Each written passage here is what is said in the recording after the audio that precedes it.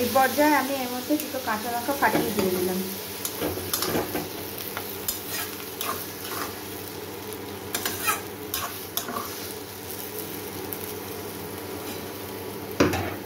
জলটা ফোটা পর্যন্ত আমি অপেক্ষা করব।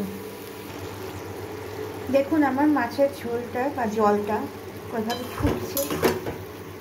এইভাবে 3 থেকে 4 মিনিট আমি ভালো করে ফুটিয়ে নেব। আর ঝোলটাও অনেকটা মরে গেলেই আমার মৌরলা মাছের চচ্চড়ি একদম রেডি হয়ে যাবে।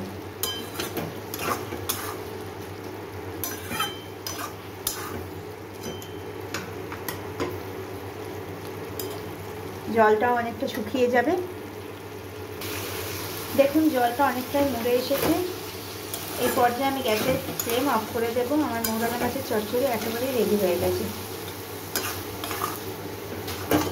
কত সুন্দর দেখতে হয়েছে।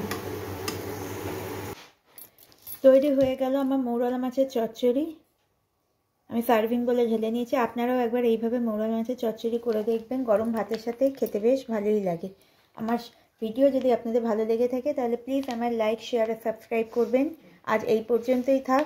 ফিরে আসবো অন্য কোনো ভিডিও নিয়ে। আপনারা ভালো থাকবেন, সুস্থ থাকবেন।